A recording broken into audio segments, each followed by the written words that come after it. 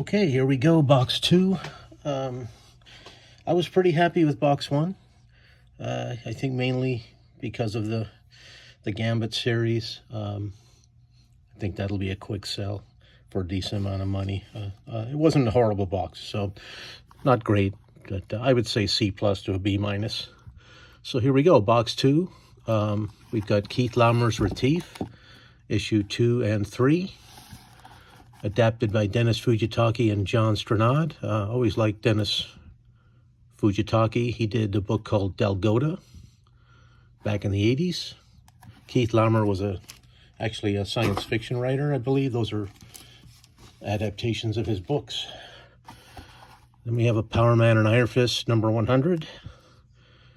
Special double-sized issue with an Ernie Chan cover.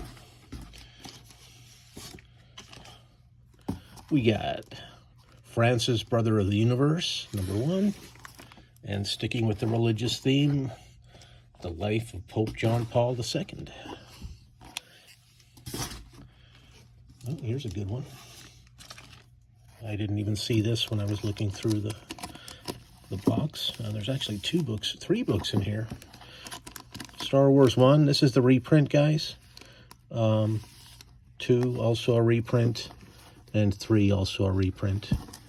And they're not in great shape. The 1 is unfortunately in the worst condition.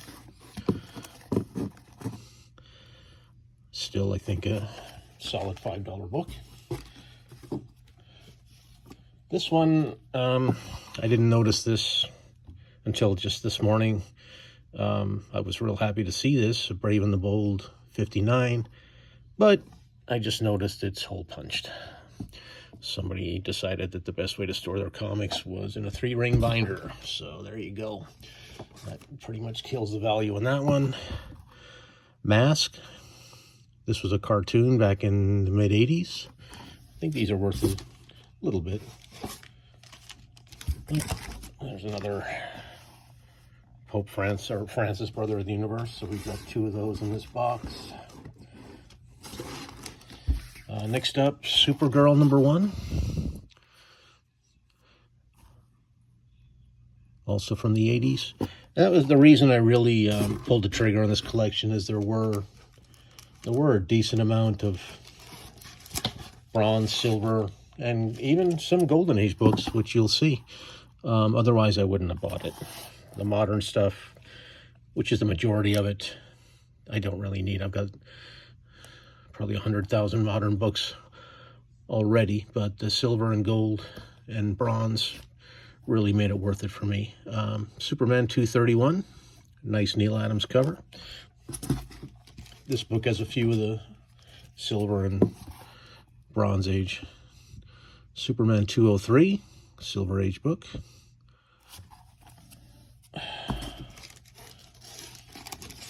We've got a World's Finest 196.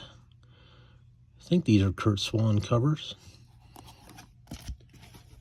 This one I had when I was a kid. 175. World's Finest. Neal Adams cover. Might even have Neal Adams interiors. I vaguely remember that, but I could be wrong. But I was a huge Neal Adams fan. He was one of the first artists I was able to recognize, and got into him and Gil Kane, and of course Kirby. Another Neal Adams cover, World's Finest number 180. We've got a Rye Companion number 1. We've got Action Comics. This is a Whitman reprint. Doesn't even have a number on it.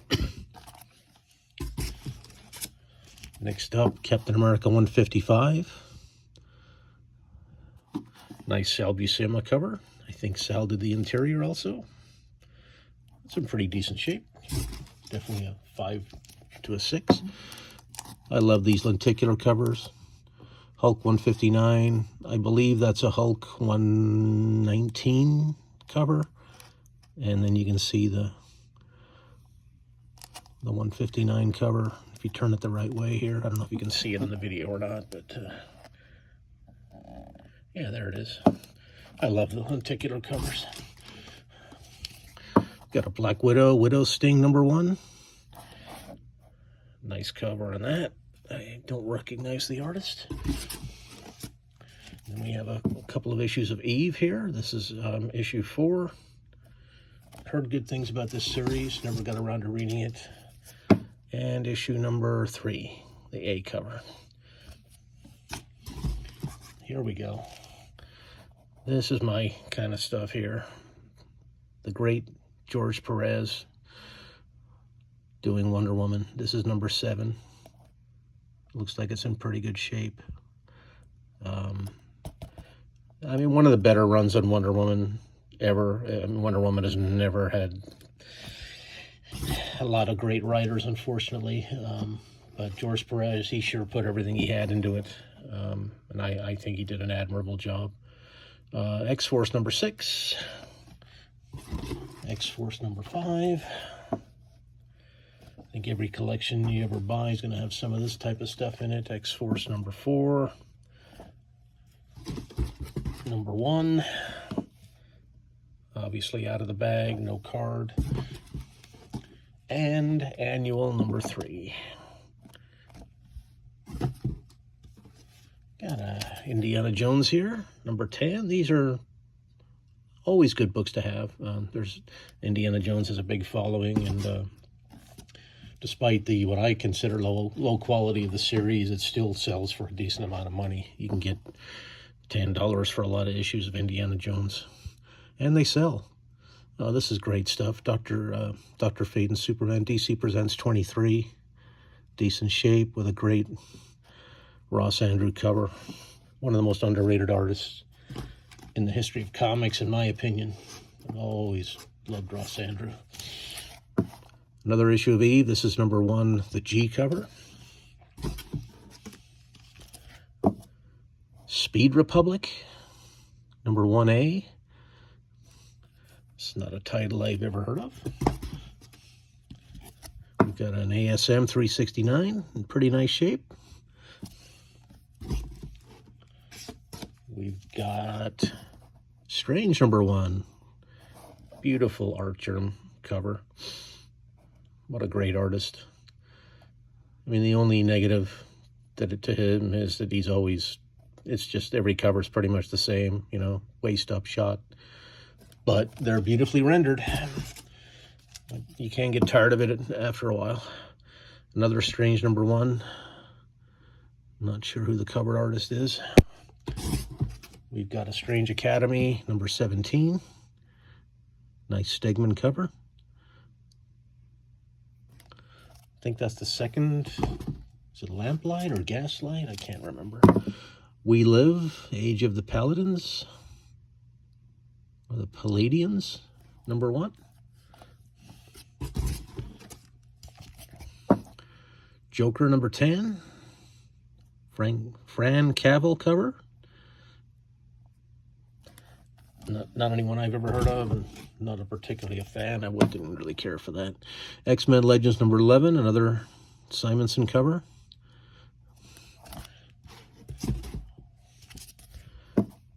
This is Nocterra number 7E cover. Another My Comic Shop purchase. Another Nocterra number 8. Good series. At least the first 6 I liked, and then it kind of took a turn in numbers towards the end of 6, or maybe it was number 7 that I just really didn't care for and stopped reading it. I probably should pick it up again. Radiant Black, another good series. Kyle Higgins wrote Power Rangers for the longest time, and when he left Power Rangers or was fired, I'm not sure which, he still had stories he wanted to tell, and he's telling them in Radiant Black. So you will notice a lot of similarities to Power Rangers, but still different enough. And yeah, he's a good writer for sure. This is number 12B. Supermassive is his attempt at doing a universe, expanding Radiant Black into a universe. He also had Radiant Pink and Radiant Red, I believe. So you can see the similarities to Power Rangers. And a second copy of Supermassive. Rogue Sun, I believe, is also part of that universe. He also had Radiant Pink and Radiant Red. So you can see the similarities to Power Rangers. And a second copy of Supermassive. Rogue Sun, I believe, is also part of that universe. He also had Radiant Pink and Radiant Red. So you can see the similarities to Power Rangers. And a second copy of Supermassive. Rogue Sun, I believe, is also part of that universe. This is number 1. It's a nice cover. This is Rogue Sun number 1 C cover, Virgin. We have Demons number 1, Scott Snyder and Greg Capullo. This actually sold pretty well when I got it in, when I had my store. This one too, Land of the Living Gods, was really hot when it first came out. This is the A cover, number 1. Another Rogue Sun, same cover. Let's put those together here. Rogue Sun, there we go. Okay. Two Moons, Tan A. Another more recent book. Sold okay when I had my store. I definitely was intrigued by the covers, but never got around to reading it. Tan A. Can't read everything. Red Shift, number 5 from Scout Comics. Got Basilisk, number 7. Crossover by Donny Cates. I don't know what happened to this guy. He went from being the hottest writer in comics to, I don't know. I don't even know where he is anymore. The last thing I remember him doing was Vanish, and it vanished. It just ended. He disappeared off of, what series was he doing? Hulk? I mean, there was nobody could move the needle when it came to selling new comics like Donny Cates. We'd always bump up our orders when he was doing a series. And I think he had a nervous breakdown or something, but I don't want to spread rumors that I'm not 100% sure about. House of Slaughter. This is the spinoff from Something is Killing the Children. This is number 3H. Spectre Inspector Boombox. This is I think their kiddie line, or their young readers line. This is number 1A. So this box seems to be more current indie stuff. I'm not thrilled with it, except the first 20% or so with the silver and bronze books. This is Primos 1B. This book was interesting, and then it was printed in English and Spanish. So there was a Spanish version, Spanish language version that came out at the same time. I always liked that kind of stuff. They did it with Blue Beetle also. The Me You Love in the Dark, issue 1, written by Scotty Young, art by the great Jorge Corona. Love his stuff. I wasn't thrilled with the story. It seemed, it was pretty, it's not anything you'd never seen before, but the art is phenomenal. Justice League 49, I don't know what volume this is. Jeff Johns and Faye Bach on the art. The Dark Side War, very nice. Secret Avengers number 2. I don't know who that artist is. Here we go, the Donny Cates Hulk. Just a bizarre concept, guys. I don't know if you read it, but the Hulk was basically a spaceship. It was just bizarre. And he would use images of, it was almost like the Danger Room. He would pull up different villains from the Hulk's past to get him angrier and angrier, and each one would take him up to the next level and make him fight harder and get angrier and stronger. And I don't know, it was just bizarre. Didn't last. Hulk number 2. Yep, that's the A cover. Hellstorm number 2. It's a 90s book. I always like Michael Bear stuff. That's a nice cover. Batman 94. This is part of the Tinian run. Nice cover. Looks like a Catgirl appearance in there. Daredevil End of Days number 1 by Bendis. Ooh, I need to read this. This was back when Bendis was good. Oh, and Bill Sienkiewicz worked on it too. Fantastic. Superman's pal, Jimmy Olsen, number 9. written by Matt Fraction. Loveless, number 23. Brian Azzarello wrote that. Great writer. Testament, number 8. Part of the Vertigo line. Oh, Liam Sharp. Nice.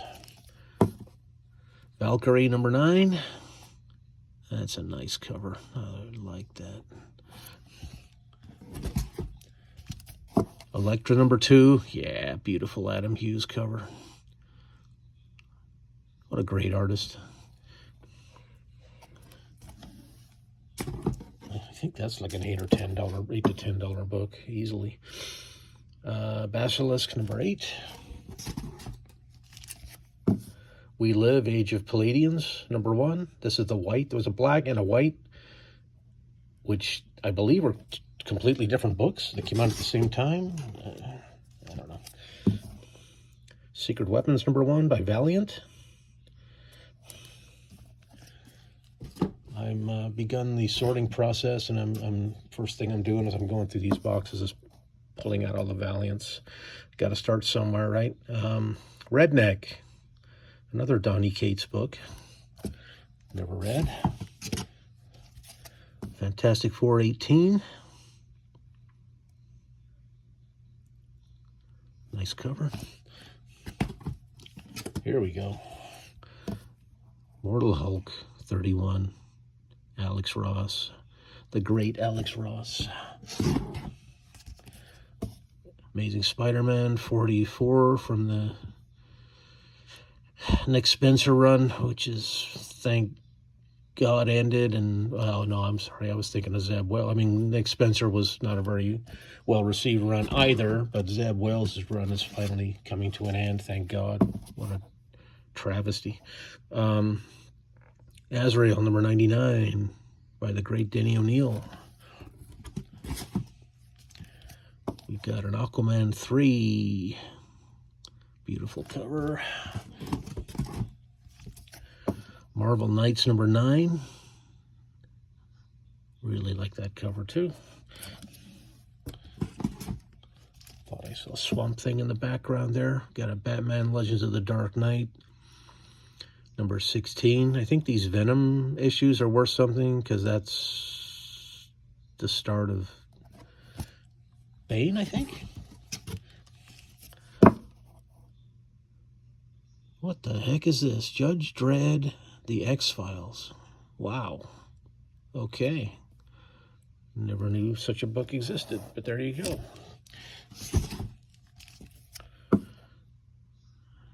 Another one I never heard of, Night Owl Society, IDW.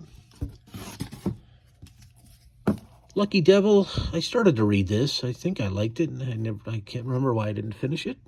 Lucky Devil, number 1.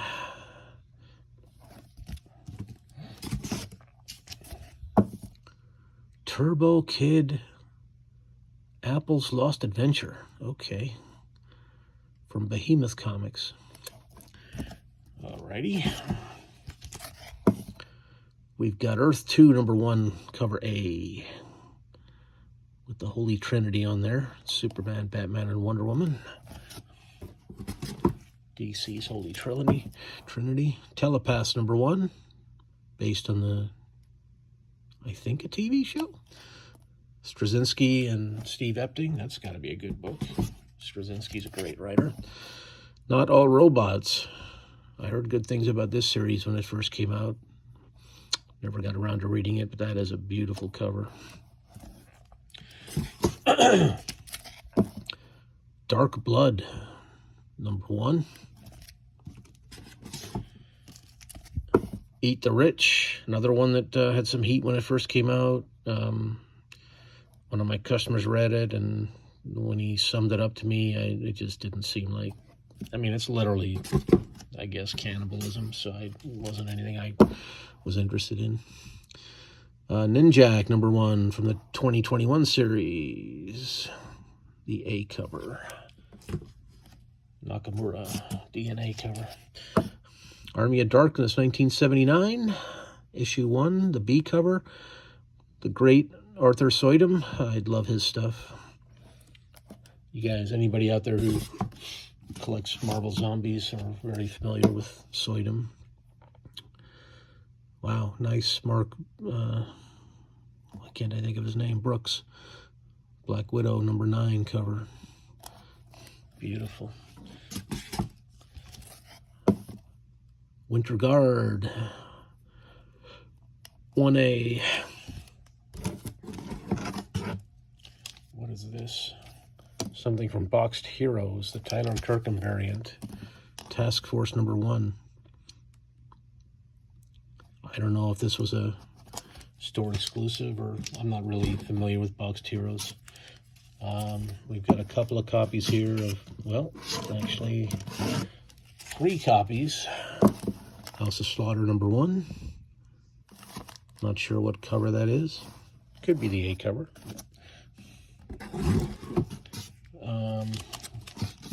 2 copies of another House of Slaughter #1 variant cover. 2 copies of We Don't Kill Spiders from Black Caravan. This isn't a company I carried very much of when I had my store, but I do like this cover. It is a nice cover. There's just too many publishers. Dark Blood. This is different cover. Oh no, I didn't have. It was a dark something else. Dark Blood #1. Appears to be a vampire book. Siphon #1. Top Cow, which is Mark Silvestri. Echolands #1. This book I really liked. I think what killed it is they just got too experimental. The sideways format, I think, killed it. I'm a huge fan of J.H. Williams, great artist, good dude. I'll tell you the story sometime, but I knew him from back in the 90s. At that time, he lived in Fresno. When I was working in distribution, I met him. I'll tell the story another time. I don't want to bore you with it today. Infamous Iron Man #1. I think this book is worth something. I could be wrong, but that's a nice Dr. Doom Iron Man mashup cover. And it's written by Bendis. Damn, I gotta read that. Getting towards the end here, guys. Looks like about 30 more books. And 4 of them are Spirits of Vengeance, Spirit Rider #1. 4 copies of that one.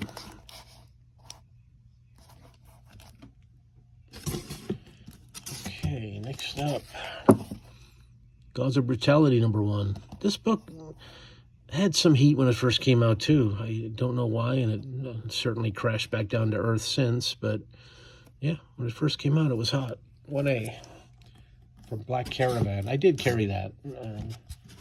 Now we got another copy of Not All Robots. Boy, Marvel UK from the 90s. Genetics #2.